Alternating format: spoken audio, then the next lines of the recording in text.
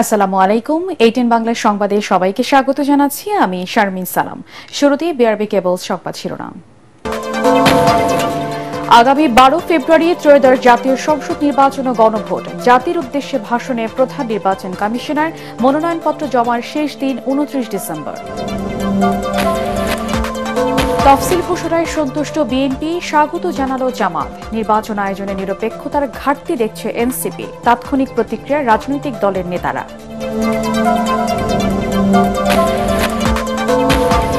নির্বাচন সহজ হবে না, সতর্ক না থাকলে দেশের স্বাধীনতা সার্বভৌমত্ব হুমকির মুখে পড়বে, বললেন তারেক রহমান।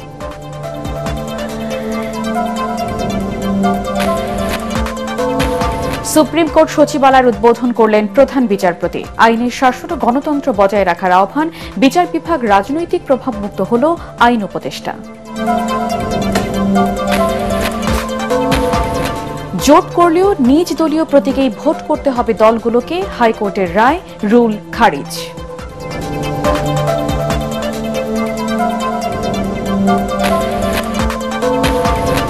এবং জুলাই আন্দোলনে ঢাকা বিশ্ববিদ্যালয়ের ভিসি মাকসুদ কামালের নেতৃত্বে শিক্ষার্থীদের উপর হামলা হয়। ট্রাইব্যুনালে ডাকসু ভিপি সাদিক কায়েম।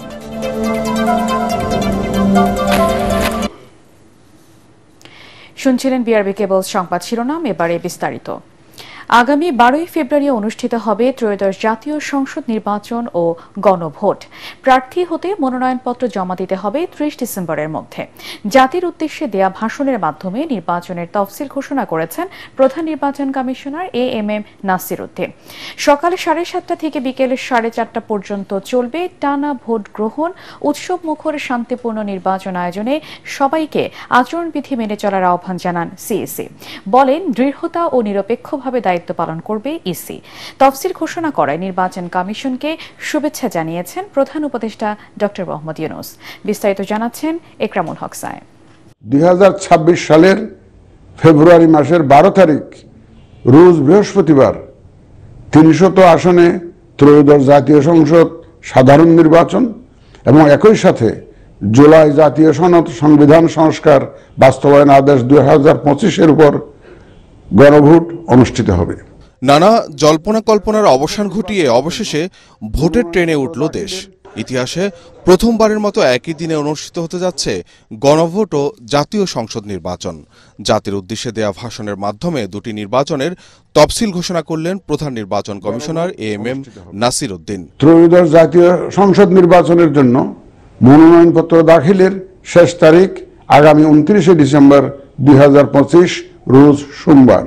ত্রয়োদশ জাতীয় সংসদ নির্বাচনে সংসদ সদস্য প্রার্থী হতে মনোনয়নপত্র জমা দিতে হবে 29 ডিসেম্বরের মধ্যে। রিটার্নিং কর্মকর্তার কার্যালয়ে প্রার্থিতা যাচাই বাছাই হবে 30 ডিসেম্বর থেকে 4 জানুয়ারি পর্যন্ত। প্রার্থিতা প্রত্যাহারের শেষ দিন 20 জানুয়ারি আর প্রতীক বরাদ্দ হবে 21 জানুয়ারি। নির্বাচনী প্রচারণা চালানো যাবে 10 ফেব্রুয়ারি পর্যন্ত।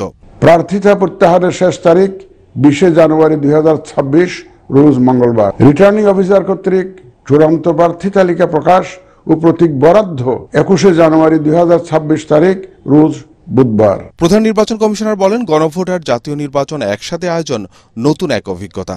একই সাথে 2 ভোট আয়োজনে 1 ঘণ্টা সময় বাড়ানো হয়েছে ভোট গ্রহণের। সকাল 7:30 থেকে বিকেল 4:30 পর্যন্ত চলবে টানা ভোট গ্রহণ। নির্বাচন কমিশন স্বচ্ছতা, নিরপেক্ষতা এবং দৃঢ়তার সাথে দায়িত্ব পালনে বদ্ধপরিকর। কমিশনের অংশ হিসাবে আপনারা নির্ভয়ে সততা ও নিরপেক্ষতার সাথে দায়িত্ব পালন করবেন। মনে রাখবেন, এ ব্যাপারে কোনো শিথিলতা বা গাফিলতি সহ্য করা হবে না। সিইসি জানান, নির্বাচন কমিশনের সক্ষমতা ও জবাবদিহিতা বাড়াতে দীর্ঘ 1 বছর কাজ করেছে ইসি। এবার পোস্টাল ব্যালটকে কার্যকর করতে তার কমিশনের উদ্যোগের কথাও তুলে ধরেন তিনি। প্রবাস থেকে ভোটদানের জন্য নিবন্ধন কার্যক্রম গত 18 নভেম্বর থেকে চলমান আছে। আগামী 25 ডিসেম্বর পর্যন্ত পোস্টাল ভোট বিডি অ্যাপের মাধ্যমে পৃথিবীর যে কোনো স্থান থেকে ভোটদানের জন্য আপনারা নিবন্ধন করতে পারবেন। আপনারা এই সুযোগ গ্রহণ করে ভোটে অংশ নিন, দেশ গঠনে আপনাদের অধিকার বুঝে নিন। ত্রয়োদশ জাতীয় সংসদ নির্বাচনে 300 আসনে ভোটার সংখ্যা প্রায় 13 কোটি। ভোট কেন্দ্রের সংখ্যা 42,761টি। আসুন আমরা আচরণবিধি মেনে একটি শান্তিপূর্ণ ও উৎসব মুখর নির্বাচন নিশ্চিত করি। শান্তিপূর্ণ সহাবস্থান এবং পারস্পরিক শ্রদ্ধা নিশ্চিত করে ভোটারদের বিশ্বাস ও আস্থা অর্জনই হোক আপনাদের লক্ষ্য। গণভোট ও সংসদ নির্বাচনে ভোটারদের সচেতনভাবে দায়িত্ব পালনের আহ্বান জানান প্রধান নির্বাচন কমিশনার। 2014 সাল থেকে টানা বিতর্কিত, অগ্রহণযোগ্য আর একতরফা নির্বাচনের কারণে জনগণের রায়ের প্রতিফলন হয়নি বিগত 3 সংসদ নির্বাচনে। প্রধান উপদেষ্টা ডক্টর মোহাম্মদ ইউনূস বলেছেন, ত্রয়োদশ জাতীয় সংসদ নির্বাচন হবে ইতিহাসের সেরা নির্বাচন। আর তফসিল ঘোষণার মাধ্যমে সেই নির্বাচনের আনুষ্ঠানিক কার্যক্রম শুরু করল নির্বাচন কমিশন। এখন দেখার বিষয়, ইতিহাসের সেই ভালো নির্বাচনের রেকর্ড তৈরিতে কতটা কার্যকর ভূমিকা পালন করে রাজনৈতিক দল, সরকার আর নির্বাচন কমিশন। ইকরামুল হক সায়েম, এটিএন বাংলা, ঢাকা। ত্রয়োদশ জাতীয় সংসদ নির্বাচনের তফসিল ঘোষণা করায় সন্তুষ্ট বিএনপি। অবাধ, সুষ্ঠু, নিরপেক্ষ নির্বাচন নিশ্চিত করা নির্বাচন কমিশনের দায়িত্ব। জনগণ সকল রাজনৈতিক দলের অংশগ্রহণে উৎসবমুখর নির্বাচনের প্রত্যাশা। চেয়ারপারসনের গুলশান কার্যালয়ে নির্বাচনের তফসিল ঘোষণা নিয়ে তাৎক্ষণিক প্রতিক্রিয়ায় বিএনপি মহাসচিব মির্জা ফখরুল ইসলাম আলমগীর এসব কথা বলেন। রাজনৈতিক দলগুলো তারা এই নির্বাচন অনুষ্ঠান করতে চায় এবং জনগণের যে ভোটের অধিকার সেটাকে আপনারা বাস্তবায়িত করতে চায় এবং সেটাকে নিশ্চিত করতে চায়। নির্বাচন যে তফসিল ঘোষণা হয়েছে তাতে আমরা মোটামুটিভাবে সন্তুষ্ট।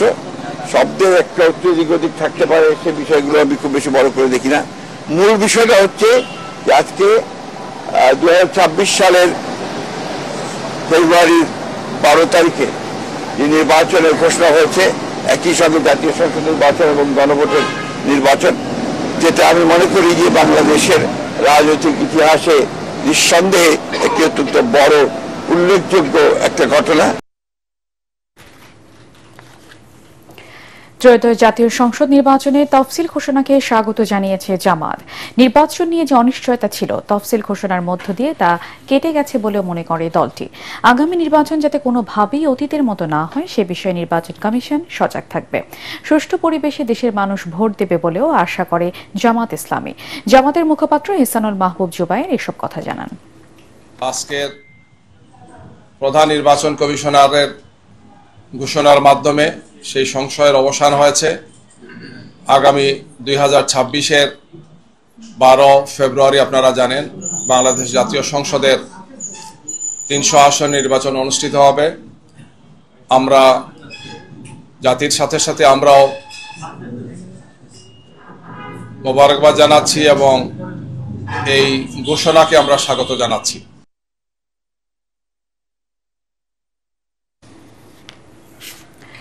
নির্বাচন কমিশনের তফসিল ঘোষণাকে স্বাগত জানিয়েছে জাতীয় নাগরিক পার্টি এনসিপি। রাজধানীর বাংলা মোটরে দলটির অস্থায়ী কার্যালয়ে তাৎক্ষণিক প্রতিক্রিয়া জানান মুখ্য সমন্বয়ক নাসিরউদ্দিন পাটোয়ারি। তিনি বলেন, তফসিলকে সুষ্ঠু নিরপেক্ষভাবে নির্বাচন আয়োজনে ঘাটতি দেখা যাচ্ছে। এটি দূর করা না গেলে অবাধ, সুষ্ঠু, নিরপেক্ষ ও গ্রহণযোগ্য নির্বাচন আয়োজন সম্ভব নয়। এজন্য দ্রুত সংশ্লিষ্টদের দায়িত্বশীল আচরণ আশা করে এনসিপি। এই ইলেকশনের মধ্যে নতুন একটি যুগে বাংলাদেশ প্রবেশ করতে যাচ্ছে। নির্বাচন কমিশনের সদিচ্ছা আমরা দেখেছি, সরকারেরও দেখেছি। আইন শৃঙ্খলা এবং সার্বিক পরিস্থিতি বিবেচনায় সরকার এবং নির্বাচনের কমিশনের আমরা দেখতে পাচ্ছি নিরপেক্ষতা এবং সক্ষমতার কিছু অভাব রয়েছে। আশা করব সরকার সেই বিষয়গুলো কাটিয়ে উঠে বাংলাদেশকে একটি সুন্দর নির্বাচন উপহার দিবে। আর এই নির্বাচন যেটা হচ্ছে, এটা আমরা আগেও বলেছিলাম, এটি একটি লন্ডন ডিলের মধ্য দিয়ে হয়েছিল। এটা যদি দেশে ঘোষণা হতো, বাংলাদেশের সকল দলগুলোকে নিয়ে সেটার মধ্যে মানুষের আস্থা এবং বিশ্বাসের জায়গা অনেক বেশি এগিয়ে আসতো। এবং এই সরকার গঠন হওয়ার পরে এই সরকার নির্বাচন করবে না বলে যারা অভিযোগ করেছিল, যারা এই সরকারের উপরে ঘাড়ে বন্দুক রেখে সংস্কার প্রক্রিয়াকে বাধাগ্রস্ত করেছিল, তাদের সেই জনগণকে ভয় ভীতি ছড়ানোর যে তারা আশঙ্কা প্রকাশ করেছিল, সেই আশঙ্কা আজকে হলো সরকার দূর করলো। দর্শক, এই মুহূর্তে আগারগাঁওয়ে নির্বাচন কমিশনে আছেন সহকর্মী মনির হোসেন তপু। আমরা এখন সরাসরি চলে যাচ্ছি তার কাছে। তপু, তফসিল ঘোষণার পর নির্বাচন কমিশন কোনো প্রতিক্রিয়া দিয়েছে কি? ধন্যবাদ শারমিন, আপনাকে জানিয়ে রাখি, তফসিল ঘোষণার পর এখন পর্যন্ত আনুষ্ঠানিকভাবে এখানে নির্বাচন যারা কমিশনার রয়েছেন তাদের কাছ থেকে কোনো ধরনের প্রতিক্রিয়া এখনো পাওয়া যায়নি। তবে আপনাকে জানিয়ে রাখি যে জুলাই গণ অভ্যুত্থানের পর বহুল প্রতীক্ষিত জাতীয় নির্বাচনের পথে এখন বাংলাদেশ। এই ঘোষণার পরপরই, তফসিল ঘোষণার পরপরই আমরা দেখেছি এখানে অনেক উৎসুক মানুষ এখানে এসেছেন, ভিড় করছেন এই নির্বাচন ভবনের এই আশপাশে। তবে আমরা যেটা দেখেছি সকাল থেকে এখানে এই নির্বাচন ভবনের চারপাশে এখানে নিরাপত্তা বেষ্টনী জোরদার করা হয়েছে। একই সাথে এখানে সেনাবাহিনীর একাধিক বাহন এখানে এই আশপাশ এলাকা জুড়ে টহল কার্যক্রম চালাচ্ছেন। একই সাথে এই নির্বাচন ভবনের সামনে আমরা দেখছি কোস্টগার্ডের সদস্যরা এখানে উপস্থিত রয়েছেন। এখানে কোস্টগার্ড থেকে আমাদেরকে জানানো হয়েছে 2 প্লাটুন কোস্টগার্ড সদস্য এখানে উপস্থিত রয়েছেন। একই সাথে পুলিশের সদস্যরা এখানে মজুদ রয়েছেন। তবে নিরাপত্তার ক্ষেত্রে যাতে কোনো ধরনের বিঘ্ন না ঘটে সেক্ষেত্রে আইনশৃঙ্খলা বাহিনীর সদস্য সবাই এখানে, পুলিশ সদস্য সবাই সতর্ক অবস্থানে রয়েছে। তবে এখানে ভেতরে প্রবেশের ক্ষেত্রে আমরা যেটি দেখেছি যে একাধিকবার যারা প্রবেশ করছেন তাদের পরিচয়পত্র যাচাই বাছাই করে দেখা হচ্ছে।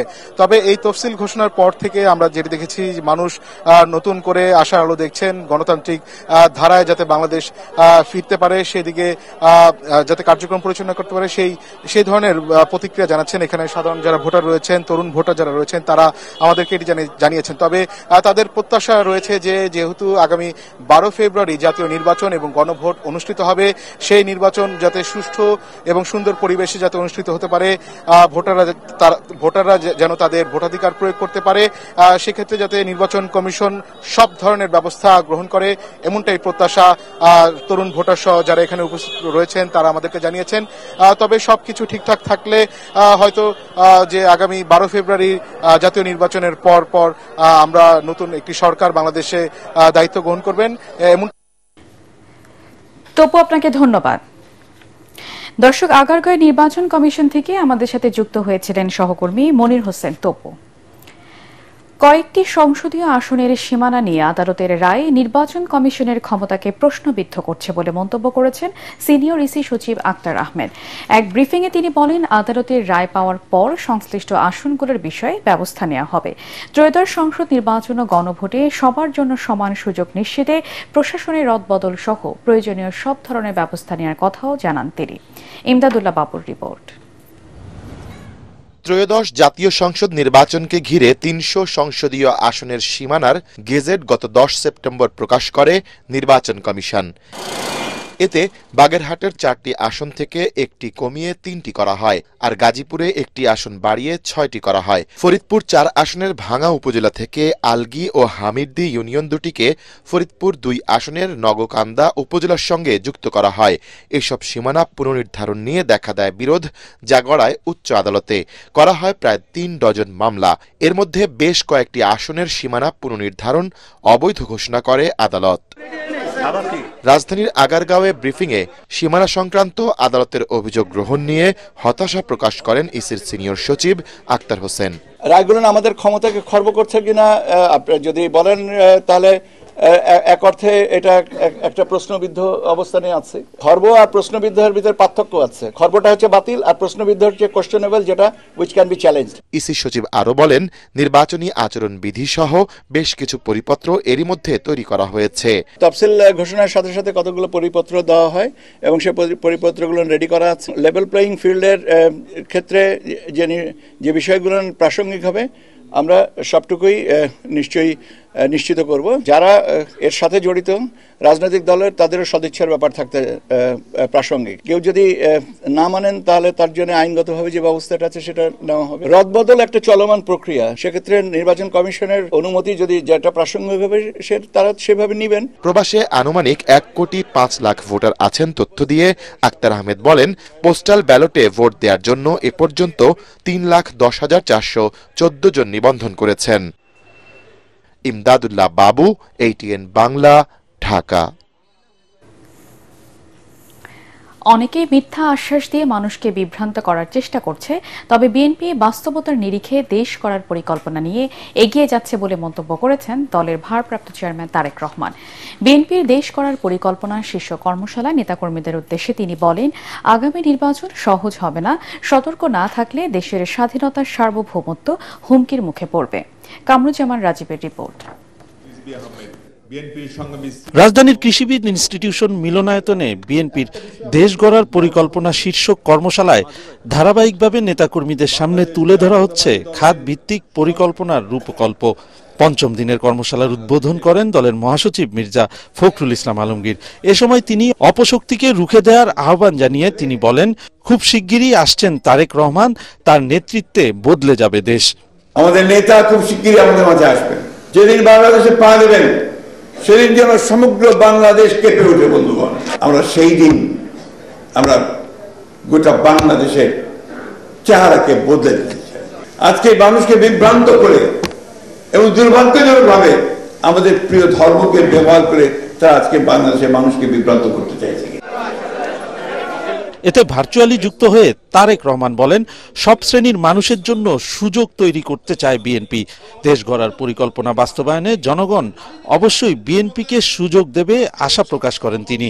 1 বছর 1.25 বছর আগে যে কথাটি বলেছিলাম যে সামনের নির্বাচন যা ভাবছেন তা না, এখনো যদি আমরা সিরিয়াস না হই, সামনে এই দেশের অস্তিত্ব সার্বভৌমত্ব হুমকির সম্মুখীন হবে যদি আমরা, এবং এটা একমাত্র বাঁচাতে পারে গণতন্ত্র এবং সেই গণতন্ত্রের ভিত্তিকে মজবুত করতে পারেন আপনারা বাংলাদেশ জাতীয়তাবাদী প্রত্যেকটি মানুষ। আমি বিশ্বাস করি মানুষ আমাদেরকে সুযোগ দিবে, কেন দিবে না, যখন তারা দেখবে যে হ্যাঁ বিএনপি রাষ্ট্র পরিচালনা করার একটা পরিকল্পনা আছে। সমর্থন পেতে অনেকে অবাস্তব প্রতিশ্রুতি দিচ্ছে উল্লেখ করে আস্থা অর্জনে বিএনপির দেশ গড়ার পরিকল্পনা জনগণের কাছে পৌঁছে দেওয়ার আহ্বান জানান তারেক রহমান। যারা সস্তা জনপ্রিয়তার জন্য বলে তারাই কিন্তু অবাস্তব কথা বলে দেয়। আমরা অবাস্তব কথা বলিনি, আমরা করব বলিনি, আমরা পরিকল্পনা নিয়েছি। অন্যরা কিন্তু কারণ নাম আমি বলছি না, কিন্তু হরদম বিভিন্ন রকম মিথ্যা কথা বলে মানুষকে বিভ্রান্ত করার চেষ্টা করছে না? বিভ্রান্ত করা, আপনার মিথ্যা কথা বলার কোনো প্রয়োজন নেই। আপনার কাছে এত সঠিক এবং সত্য এবং বাস্তব ধর্মী বিষয় আছে, এই যে কাগজগুলো বাস্তব, এর মধ্যে যা আমরা উল্লেখ করেছি, যা আমরা করতে চাই, এগুলো এত কঠিন কাজগুলো কঠিন, কিন্তু আমরা সকলে মিলে যদি চেষ্টা করি আমরা করতে পারবো।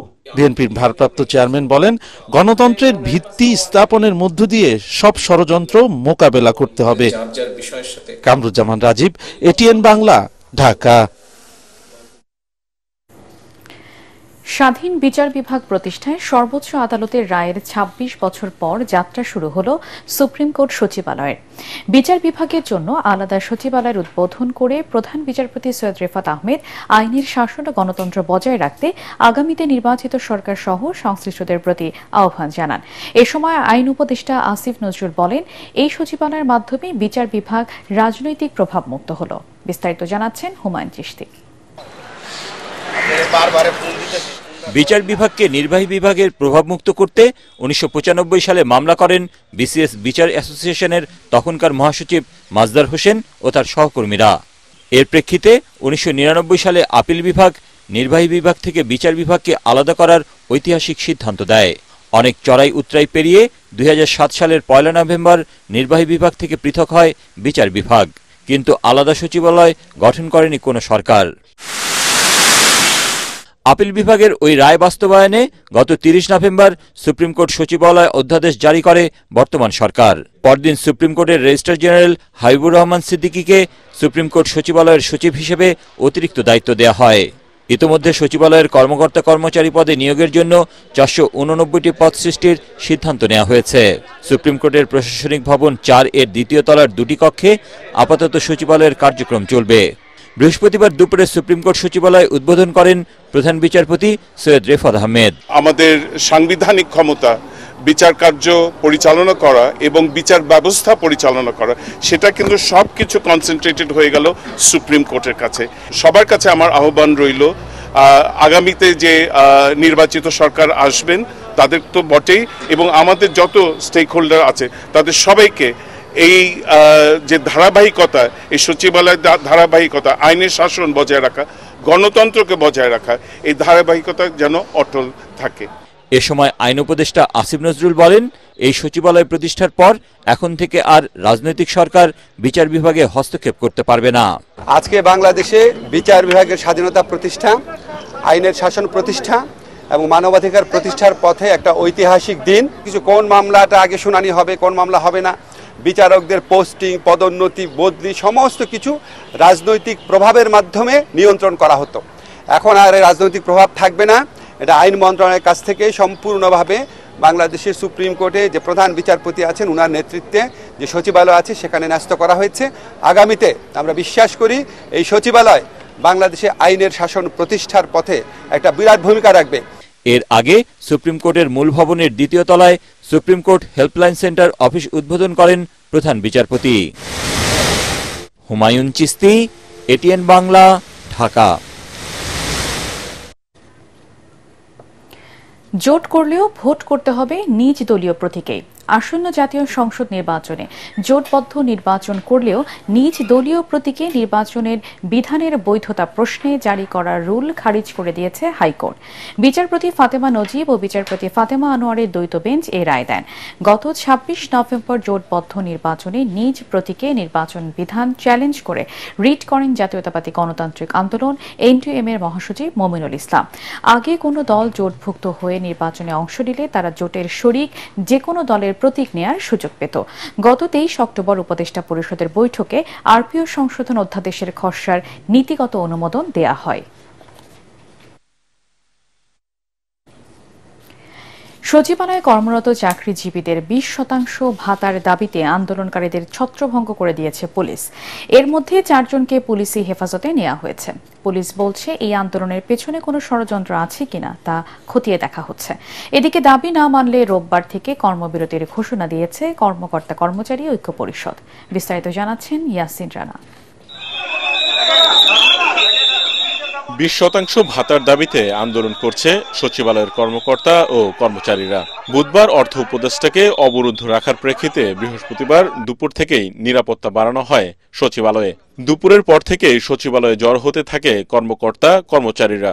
বিকেলের মধ্যেই প্রজ্ঞাপনের দাবি করা হয়, না হলে রোববার থেকে কর্মবিরতির হুমকি দেন তারা। আমরা কর্মচারীরা যখন কোনো একটা জিনিসের জন্য দাবি জানাই তখন রাষ্ট্রে টাকা থাকে না, ফান্ড থাকে না, এটা থাকে না, সেটা থাকে না। আগামী সপ্তাহ থেকে লাগাতার সমস্ত মন্ত্রণালয়ে কর্মবিরতি এবং টোটালি কর্ম থেকে যাতে সবাই বিরত থাকে।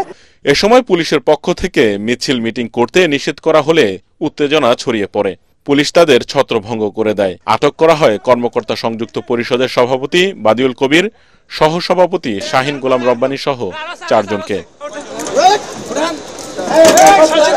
আমরা এই অন দ্য স্পট ৪ জনকে গ্রেপ্তার করেছি, এটা আপনারাও দেখেছেন। আর এখানে বাকিরা এবং এই বিষয়ে আমরা আসলেই যাচাই বাছাই করে দেখব কার কতটুকু দায় দায়িত্ব রয়েছে। প্রশাসনের কেন্দ্রবিন্দু সেখানে যখন আপনি বিশৃঙ্খলার চেষ্টা করেন তখন অবশ্যই আইন তার নিজস্ব পথে চলবে। আমরা আইনানুগ ব্যবস্থা তিনি যেই হন, যত বড় ক্ষমতাশালী হন না কেন, আইন যিনি ভঙ্গ করবেন তাকে আমরা আইনের আওতায় নিয়ে আসব। এর আগে বুধবার ২০% সচিবালয় ভাতার দাবিতে নজিরবিহীনভাবে প্রায় ৬ ঘন্টা অবরুদ্ধ করে রাখা হয় অর্থ উপদেষ্টা ডক্টর সালেউদ্দিন আহমেদকে। ইয়াসিন রানা, এটিএন বাংলা, ঢাকা। আগামী নির্বাচনের মাধ্যমে রাজনৈতিক অধিকার নয়, জনগণের মৌলিক অধিকার ফিরিয়ে দেয়াই বিএনপির লক্ষ্য বলে জানিয়েছেন বিএনপির স্থায়ী কমিটির সদস্য আমির খসরু মাহমুদ চৌধুরী। জাতীয়তাবাদী কৃষক দলের ৪৫তম প্রতিষ্ঠা বার্ষিকী উপলক্ষে জিয়াউর রহমানের সমাধিতে শ্রদ্ধা জানানোর পর তিনি একথা বলেন। তিনি বলেন, সংগ্রাম শেষ হয়ে যায়নি, নির্বাচনের মধ্য দিয়ে দেশে গণতন্ত্র প্রতিষ্ঠাই বিএনপির লক্ষ্য। অন্তর্ভুক্তিমূলক রাষ্ট্র গঠনের মাধ্যমে রাজনৈতিক সংস্কৃতি সৃষ্টি করতে চায় বিএনপি। রাজনৈতিক, অর্থনৈতিক, সামাজিক, সাংস্কৃতিক অধিকার সুনিশ্চিত করার জন্য আমাদের এই লড়াই। এই জন্য আগামী নির্বাচন অত্যন্ত গুরুত্বপূর্ণ এবং আগামী নির্বাচনে বাংলাদেশে একটা অন্তর্ভুক্তিমূলক আমরা জাতি করতে পারবো কিনা সেই সিদ্ধান্ত বাংলাদেশকে নিতে হবে।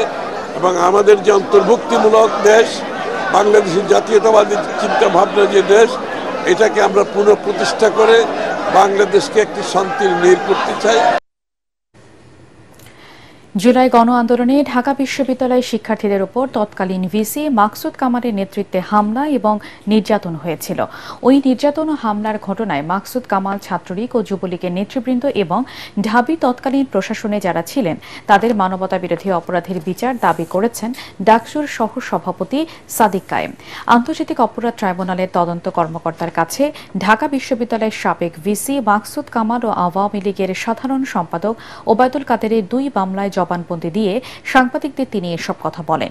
আরও জবানবন্দি দেন ডাকসুর সাহিত্য সম্পাদক মোহাদ্দেক আলী ইবনে মোহাম্মদ ও পরিবহন বিষয়ক সম্পাদক আসিফ আব্দুল্লাহ। জবানবন্দিতে তারা জুলাই আন্দোলনে ঢাকা বিশ্ববিদ্যালয়ের শিক্ষার্থীদের উপর নির্যাতনের চিত্র তুলে ধরেন। এ সময় তিনি অভিযোগ করেন তৎকালীন ভিসি মাকসুদ কামালকে অন্তর্বর্তী সরকারের পক্ষ থেকে এবং ঢাকা বিশ্ববিদ্যালয়ের শিক্ষকদের একাংশ তাকে বাঁচানোর চেষ্টা চালাচ্ছে, কিন্তু কোনোভাবেই তাকে মানবতা বিরোধী অপরাধের বিচার থেকে রক্ষা করা যাবে না। সাদ্দাম ইনান তারা প্রকাশ্যে এই হামলা সংগঠিত করেছে আর তাদেরকে আশ্রয় দিয়েছে এবং তাদেরকে নির্দেশ দিয়েছে, পথ বাতলে দিয়েছে ঢাকা বিশ্ববিদ্যালয়ের তৎকালীন ভিসি মাকসুদ কামাল। ইসরায়েলিরা যেভাবে ফিলিস্তিনের উপরে হামলা করে ঠিক একই কায়দা, তার চাইতে বর্বর কায়দায় আমাদের ভাই বোনদের উপর হামলা করেছে। সুতরাং এই মাকসুদ কামাল এবং মাকসুদ কামাল গং যারা ছিল সবার বিচার এই স্বাধীন বাংলাদেশে হবে এবং সকল এভিডেন্সগুলো আমাদের হাতে আছে। আমরা সেই এভিডেন্সগুলো আমরা আজকে আন্তর্জাতিক অপরাধ ট্রাইব্যুনালকে দিয়েছি। এক বছরের মধ্যে জনগণের আকাঙ্ক্ষা অনুযায়ী সকল সংস্কার করা সম্ভব নয় বলে জানিয়েছেন পরিবেশ উপদেষ্টা সৈয়দা রিজওয়ানা হাসান। তিনি বলেন সেজন্য নির্বাচিত সরকার 5 বছর দায়িত্ব পালন করে। সচিবালয়ের সাংবাদিকদের প্রশ্নের জবাবে তিনি একথা বলেন। পরিবেশ উপদেষ্টা বলেন অন্তর্বর্তী সরকার প্রশাসনিক ও আইনগত বেশ কিছু সংস্কার করেছে, এগুলো পরবর্তী নির্বাচিত সরকার বাস্তবায়ন করবে বলে জানান তিনি। সবই যদি 1 বছরে হয়ে যায় তাহলে নির্বাচিত সরকাররা 5 বছর সময় নেয় কেন বলেন তো? আমাদের ম্যান্ডেট ছিল রিফর্মগুলো আইনিভাবে প্রাতিষ্ঠানিকভাবে করে দিয়ে যাওয়া, যতটুকুন সম্ভব আমরা করে দিয়ে গিয়েছি। এইটুকুন এখন পরবর্তী রাজনৈতিক সরকার যারা জনগণের ম্যান্ডেট নিয়ে আসবেন, ম্যান্ডেট নিয়ে আসার ক্ষেত্রেও কিন্তু গণভোটের পরীক্ষাটাও পাশ করতে হবে। তো গণভোটের ফলাফলের উপরেও অনেক কিছু নির্ভর করবে, কিন্তু আমাদের উপর যে দায়িত্বটা ছিল আমরা যেগুলি প্রাধিকার মনে করেছিলাম আমি মনে করি সেগুলো আমরা করেছি। 71 সাল থেকে বাংলাদেশকে নিয়ে শুরু হওয়া ষড়যন্ত্র আজও শেষ হয়নি বলে অভিযোগ করেছেন বিএনপির স্থায়ী কমিটির সদস্য মির্জা আব্বাস। ঢাকা 8 আসনে ধানের শীষের পক্ষে গণমিছিলের আগে সংক্ষিপ্ত সমাবেশে তিনি বলেন জনগণের সমর্থনে তারেক রহমানের নেতৃত্বে সরকার গঠন করে সব ষড়যন্ত্রের জবাব দেবে বিএনপি। বিএনপির ভারপ্রাপ্ত চেয়ারম্যান তারেক রহমান খুব তাড়াতাড়ি দেশে ফিরবেন দাবি করে মির্জা আব্বাস বলেন ভোটে জয়লাভ করে মানুষের জন্য কাজ করবে বিএনপি। বিএনপি জনগণের ভোটে আগামী দিন ইনশাআল্লাহ নির্বাচনে জয়লাভ করবে। বিএনপি ভোটে জয়লাভ করে এদেশের মানুষের সুখ দুঃখের ভার লাঘব করবে এবং এই দেশের মানুষকে আবার নিয়ে নতুন করে দেশকে গড়ার মতো একটা অবস্থা তৈরি করবে।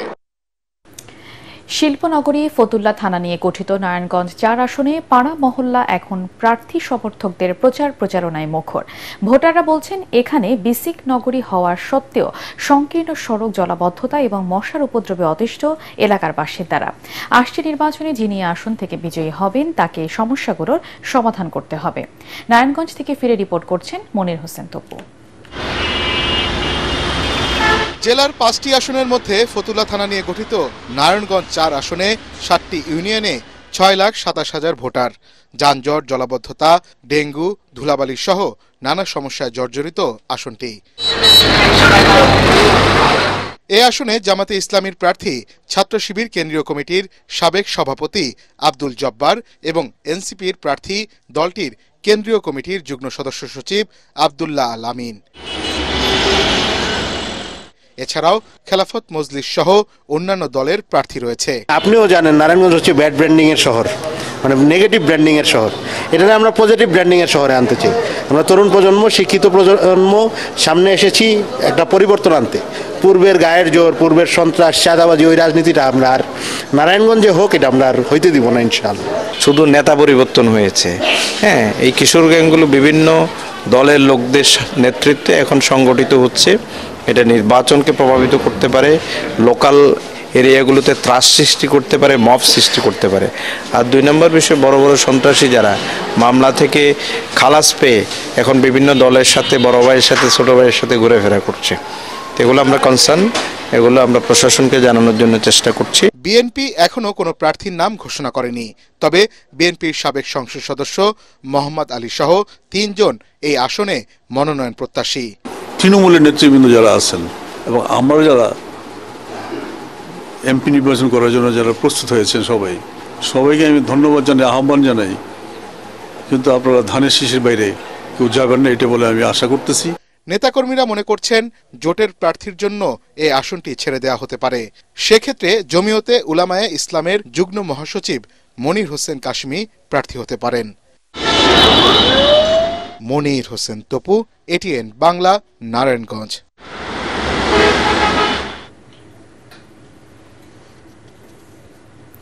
দর্শক, সালাম স্টিল ভোটের গাড়ি নিয়ে আমাদের রিপোর্টার তরিক ইসলাম এখন রয়েছেন ভালুকা সিড স্টোর বাজার এলাকায়। সেখানকার নির্বাচনী পরিবেশ সম্পর্কে জানবো তার কাছে। তরিক, নির্বাচন নিয়ে সাধারণ মানুষের প্রতিক্রিয়া কি? সালাম স্টিল ভোটের গাড়ি নিয়ে আমি এখন রয়েছি ময়মনসিংহ 11 নির্বাচনী এলাকায়। আমরা আজকে সারাদিন এখানকার ভোটারদের সঙ্গে কথা বলেছি প্রার্থীদের সাথে। আমরা এখন এখানকার কয়েকজন ভোটারের সাথে একটু কথা বলবো। নির্বাচনী প্রচার প্রচারণা কেমন দেখছেন? প্রার্থীরা আসছেন, কি বলছেন আপনাদের? প্রার্থীরা তো যার যার মতো তারা আসতেছে, কথা বলতেছে, কিন্তু আমরা চাই যে ভালো কাজ করবে, যে এলাকার উন্নয়ন করবে, তাকে আমরা ভোট দেব। আমাদের প্রত্যাশা যে দেশের উন্নয়নে, রাস্তাঘাট, জনগণের সেবা করবে, তাকে আমরা আর কি বিপুল ভোটে নির্বাচনে যাওয়ার জন্য চেষ্টা করব। শুনছিলেন যে এখানকার এবারে ভোট যুদ্ধে মূলত বিএনপি এবং জামাতের যে প্রার্থী তাদের মধ্যে যুদ্ধ হবে, পাশাপাশি স্বতন্ত্র প্রার্থীও রয়েছেন যিনি এই এলাকায় এবার বেশ জনপ্রিয়তাও তার রয়েছে। তো তাদের সবারই, এখানকার ভোটার যারা রয়েছে সবারই প্রত্যাশা আগামী দিনে নির্বাচনের মাধ্যমে যেই আসবে সে যেন এলাকার উন্নয়নে বিশেষ ভূমিকা রাখে। সালাম স্টিল ভোটের গাড়ি থেকে এই ছিল আমার কাছে সবশেষ। পূর্বের অপরাধের সূত্র ধরে বামে হত্যাকাণ্ডের রহস্য উন্মোচন করেছে পুলিশ। জিজ্ঞাসাবাদে গৃহকর্মী আয়েশা জানায় 2000 টাকা চুরি নিয়ে কথা কাটাকাটি এবং ক্ষোভের জেরে প্রথমে মা ও পরে মেয়েকে খুন করে সে। রাজধানী মোহাম্মদপুরে আলোচিত এই জোড়া খুনে গ্রেপ্তার গৃহকর্মী আয়েশাকে জিজ্ঞাসাবাদের পর ব্রিফিংয়ে এই তথ্য জানায় পুলিশ। এদিকে গৃহকর্মী আয়েশার 6 দিন এবং তার স্বামী রাব্বির 3 দিনের রিমান্ড মঞ্জুর করেছে আদালত। প্রাথমিক জিজ্ঞাসাবাদে আয়েশা ঘটনার সাথে জড়িত থাকার বিষয়টি স্বীকার করেছে। একইভাবে জানা যায় গৃহকর্মে নিয়োজিত থেকে চুরি করার অভ্যাস পূর্ব থেকেই তার ছিল। ঘটনার দিন টাকা চুরি নিয়ে তাদের মধ্যে আবারও কথা কাটাকাটি হয় এবং ধস্তাধস্তির এক পর্যায়ে আয়েশা গৃহকর্ত্রী লাইলা আফরোজকে সুইচ গিয়ার দিয়ে এলোপাতাড়ি ছুরিকাঘাত করে। এ সময় তাদের মেয়ে নাফিসা তার মাকে বাঁচাতে এগিয়ে এলে তাকেও ছুরিকাঘাত করা হয়। প্রযুক্তি ছাড়া আধুনিক বিশ্বের সাথে তাল মিলিয়ে চলা সম্ভব নয় বলে জানিয়েছেন বিএনপির কেন্দ্রীয় নেতা ও নাটোর 2 আসনে বিএনপির প্রার্থী অ্যাডভোকেট এম রুহুল কুদ্দুস তালুকদার দুলো।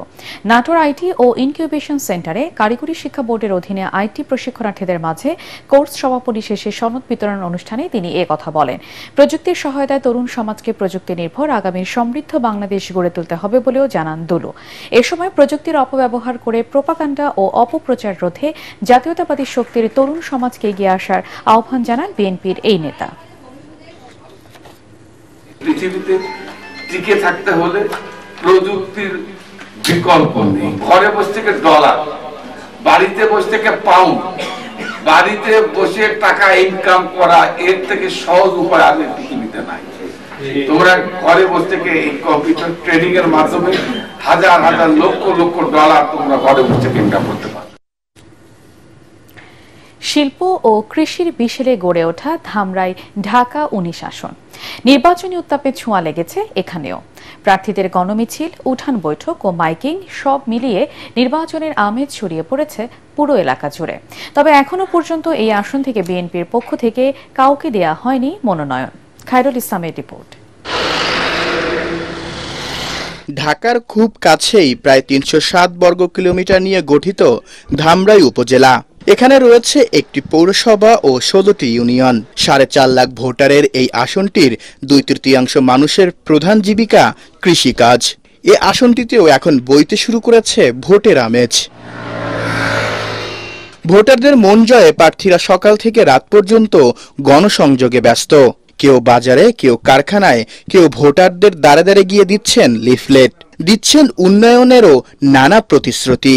আমাকে ভালোবাসে, আমাদের গরিব মানুষের লেগে মনে করেন যে খাওয়া পড়া বাইসার লেগে যে ভালো করবো, কাজ করবো, সেই ভালো আমার কাছে। যে সৎ ব্যক্তি ওনাকে আমরা ভোট দেবো, যাকে সবসময় আমরা পাশে থাকি। দীর্ঘদিনের যানজট সমস্যা, ড্রেনেজ সংকট, যুবকদের মাদকের হাত থেকে রক্ষা, শিল্পাঞ্চলে শ্রমিক নিরাপত্তা এবং গ্রামীণ সড়ক উন্নয়নে যারা ভূমিকা রাখবে তাদের ভোট দেওয়ার কথা জানান ভোটাররা।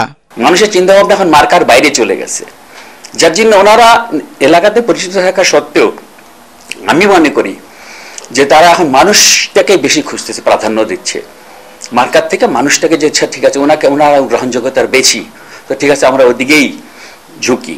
এই ধরনের একটা ভালো সাড়া আমি পাচ্ছি। সুষ্ঠু নির্বাচনের জন্য প্রতিদ্বন্দ্বী আসুক, যে কোনো খেলার মাঠে প্রতিদ্বন্দ্বী না থাকে খেলা সুন্দর হয় না। কাজে তারা আসবে, আমরা আশা করি প্রতিদ্বন্দ্বী হবে, প্রত্যেকে যার যার ইচ্ছা ভোট দেবে। তবে ভোট ইনশাআল্লাহ দাঁড়িপাল্লার পক্ষে আসবে, এটা আমার আন্তরিক বিশ্বাস ইনশাআল্লাহ। তবে এখনো এই আসনে বিএনপির পক্ষ থেকে কাউকে দেয়া হয়নি মনোনয়ন প্রত্যাশী প্রার্থীরা প্রতিনিয়ত চালাচ্ছেন গণসংযোগ। দল মত সবকিছু ভুলে যে সকল শ্রেণী পেশার মানুষ স্বাধীনতার পক্ষের শক্তি, ধানের শীষে আমরা ভোট দেই, এটাই হচ্ছে আমার সকলের কাছে আহ্বান। আপনারা এলাকা অবশ্যই দেখেছেন, ঘুরছেন, আপনাদের যারা প্রতিনিধি আছে তাদেরকে নিয়ে ঘুরে দেখেন। নিঃসন্দেহে আপনি বলতে পারেন আমাদের এই প্রার্থী আলহাজ চমেজুদ্দিন সাহেব, যিনি বিএনপির জাতীয় নির্বাহী কমিটির অন্যতম সদস্য, তার কম পক্ষে 70% ভোট ধামরাইতে আছে। তারা প্রতিশ্রুতি দিচ্ছেন নির্বাচিত হলে শিক্ষা, স্বাস্থ্য ও কৃষি সহায়তায় আসনটিকে স্মার্ট উন্নয়নের মডেল করে তোলা হবে। খায়রুল ইসলাম, এটিএন বাংলা, ধামরাই। সালাম স্টিল ভোটের গাড়ি নিয়ে সাভারের বাইপাইল এলাকা থেকে সহকর্মী আলী আসগর ইমন জানাচ্ছেন সেখানকার ভোটারদের খবর। সালাম স্টিল ভোটের গাড়ি নিয়ে আমি এখন আছি আশুলিয়া বাইপাইল এরিয়াতে, আর আমি এই মহাসড়ক ধরে আপনাদেরকে নিয়ে আর ভোটের গাড়ি নিয়ে চলে যাব সিরাজগঞ্জ শহরে। যাওয়ার পথে স্থানীয় মানুষের সাথে একটু কথা বলে জানার চেষ্টা করি আসলে শীত যেমন বেড়েছে, ভোটের আমেজ কি তেমন বেড়েছে, কেমন চলছে স্থানীয় নির্বাচনের আয়োজন। চলুন সাধারণ মানুষের মুখ থেকে শুনি। কেমন আছেন? আলহামদুলিল্লাহ ভালো। আচ্ছা, কি মনে করছেন এবার নির্বাচন কেমন হবে? জি আলহামদুলিল্লাহ, আশা করা যায় খুব ভালো হবে। আচ্ছা, আপনাকে অসংখ্য ধন্যবাদ। আপনি তো এখানকার স্থানীয়, কেমন দেখছেন নির্বাচনের আয়োজন? আলহামদুলিল্লাহ ভালো। প্রার্থীরা কি ভোট চাইতে আসে, প্রচারণা দেখেন? করে কি করে প্রচারণা করতেছে, সবার কাছে ভোট চাওয়াচাই করতেছে। এখানকার স্থানীয় মানুষজন বলছিলেন যে এবার নির্বাচনের আয়োজন বেশ ভালো এবং সবাই খুব আশাবাদী যে অন্তত এবার ভালোভাবে ভোট কেন্দ্রে গিয়ে ভোট দিতে পারবেন। সালাম স্টিল ভোটের গাড়ি নিয়ে চলছে সারা বাংলাদেশ, যে কোনো মুহূর্তে চলে আসবো আপনার এলাকায়, আমাদের সঙ্গে থাকুন। বিকন ফার্মাসিউটিক্যালস পিএলসির কর্ণধার এবং কোহিনুর কেমিক্যালসের পরিচালক মোহাম্মদ এবাদুল করিম মৃত্যুবরণ করেছেন। সকাল 9টার দিকে তিনি শেষ নিঃশ্বাস ত্যাগ করেন। ইন্না লিল্লাহি ওয়া ইন্না ইলাইহি রাজিউন। বাদ আসর গুলশান সোসাইটি মসজিদে তার জানাজা সম্পন্ন হয়। এবাদুল করিম দেশের ওষুধ, আবাসন ও রাসায়নিক শিল্পের অন্যতম সফল উদ্যোক্তা। তার মৃত্যুতে দেশের শিল্প বাণিজ্য জগতে শোকের ছায়া নেমে এসেছে। অর্থ সংবাদ।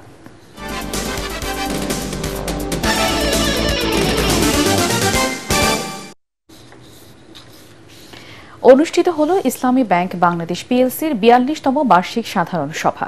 সভায় 2024 সালের আর্থিক বিবরণী অনুমোদন করা হয়। সভাপতির বক্তব্যে ব্যাংকের chairman doctor M Zubaidur Rahman বলেন, একটি গোষ্ঠী ইসলামী ব্যাংকের ভিত্তি দুর্বল করে দিয়েছিল। জুলাই অভ্যুত্থানের পর নতুন পরিচালনা পর্ষদ সহ সংশ্লিষ্টদের চেষ্টায় ব্যাংকটি ঘুরে দাঁড়াচ্ছে। পরে তিনি গ্রাহক, শুভানুধ্যায়ী ও শেয়ার হোল্ডারদের ধন্যবাদ জানান। সভায় এক্সিকিউটিভ কমিটির চেয়ারম্যান খোরশেদ ওয়াহাব, অডিট কমিটির chairman Abdus Salam, risk management কমিটির chairman doctor M Masud Rahman, স্বতন্ত্র পরিচালক আব্দুল জলিল, ম্যানেজিং ডিরেক্টর ওমর ফারুক খান উপস্থিত ছিলেন। এবারে খেলার খবর।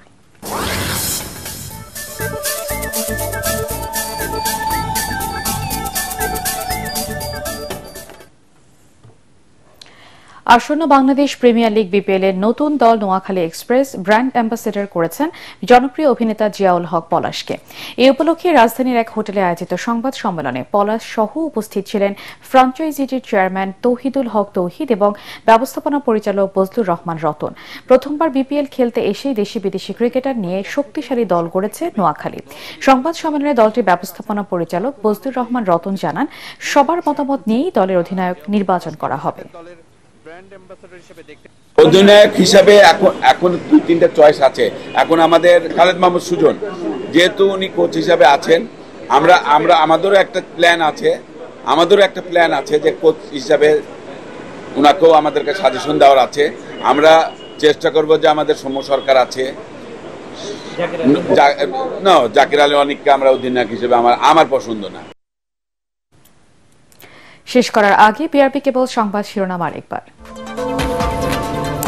আগামী 12 ফেব্রুয়ারি ত্রয়োদশ জাতীয় সংসদ নির্বাচন ও গণভোট, জাতির উদ্দেশ্যে ভাষণে প্রধান নির্বাচন কমিশনার। মনোনয়নপত্র জমার শেষ দিন 29 ডিসেম্বর।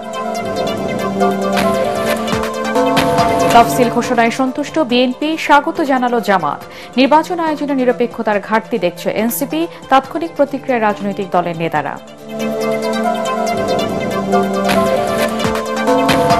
নির্বাচন সহজ হবে না, সতর্ক না থাকলে দেশের স্বাধীনতার সার্বভৌমত্ব হুমকির মুখে পড়বে, বললেন তারেক রহমান।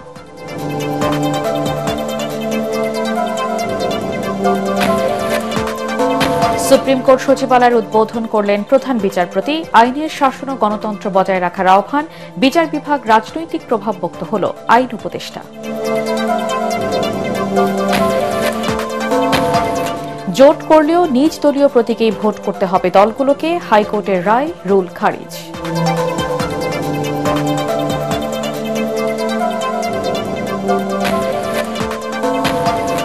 এবং জুলাই আন্দোলনে ঢাকা বিশ্ববিদ্যালয়ের ভিসি মাকসুদ কামালের নেতৃত্বে শিক্ষার্থীদের উপর হামলা হয়, ট্রাইব্যুনালে ডাকসু ভিপি সাদিক কায়েম।